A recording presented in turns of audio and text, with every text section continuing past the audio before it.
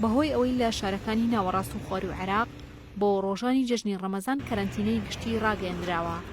بۆیە زۆرێک لە هاوڵاتیان بۆ گەشتکردن و پشۆکانی جەژن ڕوو لە شارەکانی هەرێمی کوردستان دەکەن. حەیدەر گەشتیارێکە و لە شاری بەغدادەوە هاتۆتە سلێمانی بۆ ئەوەی ناوچە گەشتیاریەکانی ئەم سنوورە بەسەر بکاتەوە و چێژ لە جوانی و سروشتەکەی ببینێت.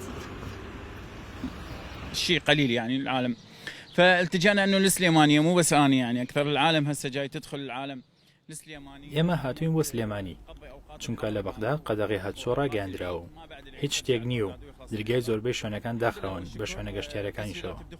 ڕێکارەکان زۆر توند و تۆڵ کراوە، نەک من بەڵکو زۆربەی هاوڵاتیان هاتوون بۆ ئەوەی پشی جەژن دیارە بەسەر برن. سپاس بۆخوا ئاسانکاری کراوە، لە بازگەکانیش زۆر ڕامان ناگرن. نرخی ئوتێل و چێشخانەکان باشە و سلێمانی خۆشە. دوای قەدەغەکەش دەگەڕێنەوە بۆ بەغداد.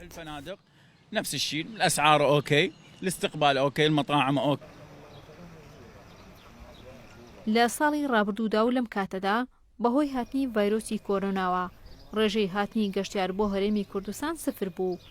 بەڵام بەڕێوەبەرایەتی گەشت و گوزاری سلێمانی چاوی لەوەیە لەم ساڵدا کەرتی گەشتیاری ببوژێتەوە و ڕێژەیەکی بەرچاو گەشتیار ڕوو لە ناوچە گەشتیاریەکان بکاتەوە.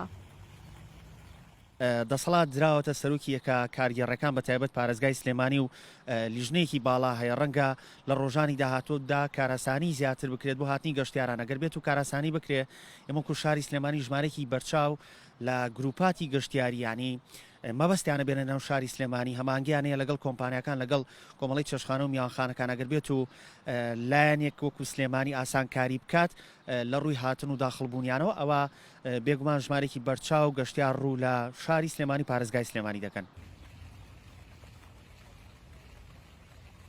لێک لە هۆتێل و مۆتێلەکانی سلێمانی لە ئێستاوە پڕبوون لە گەشتیار.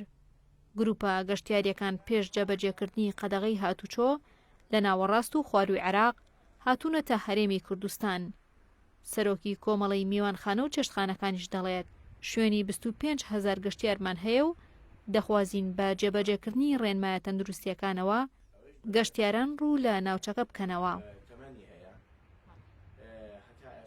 مەرجی ئێمە ئەوەیە پابەندی ڕێنمایەکان من یەکەم، دووهەم داوامان لێکردوون کەوا هەموو ئامادەکاریەک بکەن، هەموو خزمەتێک بکەن بە شاری جوانی سلێمانی و بە میوانان بۆ ئەوەی تووشی نەسزادان نەداخستن نەغەرامە نەبن.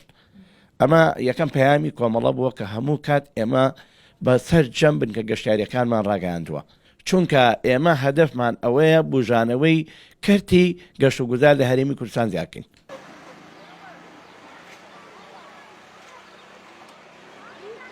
لە سنووری پارێزگای سلێمانی و هەڵەبجەدا زیاتر لە 1300 شوێنی گەشتیاری بوونی هەیە.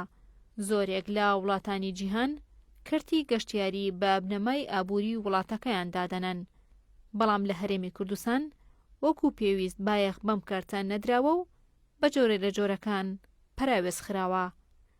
هەوراز ئەحمەد، شارپرێس، سلێمانی.